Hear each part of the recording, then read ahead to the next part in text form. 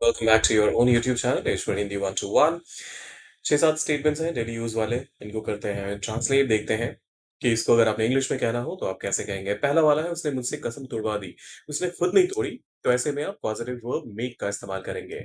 ही made मी, और अगर लड़की की बात है तो शी मेड मी कसम तुड़वा दी, ब्रेक माई प्रॉमिस। शी और ही made me break my promise. फिर आता है, तुम्हारी सोच बहुत संकीर्ण है। You are narrow minded.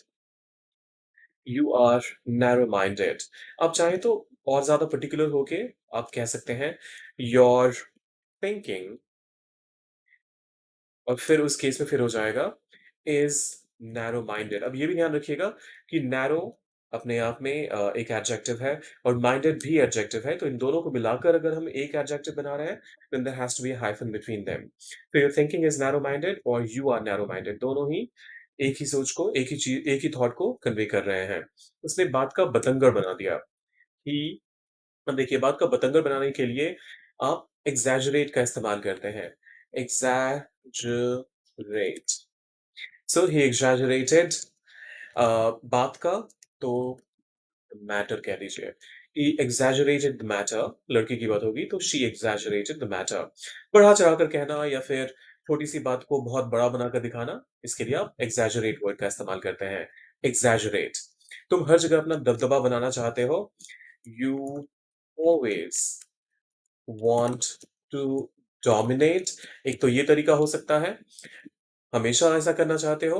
अगर आप हर जगह को बहुत पर्टिकुलरली पर्टिकुलरली ट्रांसलेट करना चाहते हैं तो आप कह सकते हैं यू want to dominate, और फिर उसके बाद आप कहेंगे हर जगह के लिए एवरीवेयर।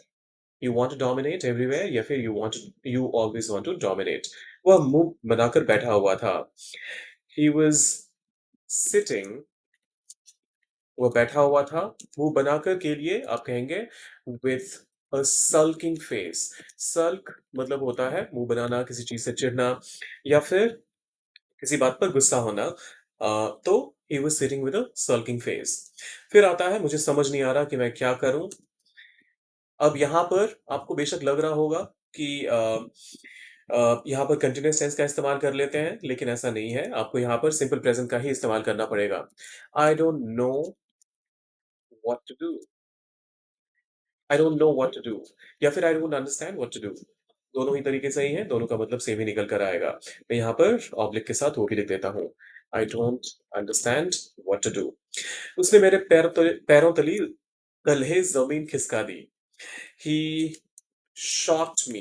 देखिए, पैरों तले जमीन खिसकने की का मतलब क्या है कि आपको कुछ ऐसा सुनने को मिला जो बिल्कुल ही अप्रत्याशित था, बिल्कुल ही अनएक्सपेक्टेड था, तो ऐसे में आप शॉक्ड कह सकते हैं। He shocked me completely. He shocked me completely। तुम्हारी बातों में दम नहीं है। अब देखिए, तुम्हारी बातों में your words don't। अब देखिए, तुम्हारी बातों में नहीं है, तो आपको सुन के लग रहा होगा your words don't have power, लेकिन ऐसा नहीं है। आप इसको इस तरीके से ट्रांसलेट नहीं कर सकते। बातों में पावर वर्ड का इस्तेमाल करना सही नहीं है। सो your words lack strength। चलिए, ये थे मेरे स्टेटमेंट्स, अब आपकी बारी है। एक स्टेटमेंट मैं आपको दे रहा हूँ, उसको सोचिए कि कैसे ट्रांसलेट करना है। अगर आप कर पाते हैं बहुत बढ़िया, डालिए उसे कमेंट बॉक्स में। नहीं कर पाते तो अगली वीडियो में मैं ही कवर कर दूंगा। ये रहा आपका वो स्टेटमेंट। स्टेटमेंट है, वो अपनी आदत से मजबूर है। अब इसे कैसे ट्रांसलेट करेंगे, सोचिए जरा, डालिए उसे कमेंट बॉक्स में, और जाने से पहले सब्सक्राइब, लाइक और शेयर तो करना ही है। मिलते हैं जल्दी।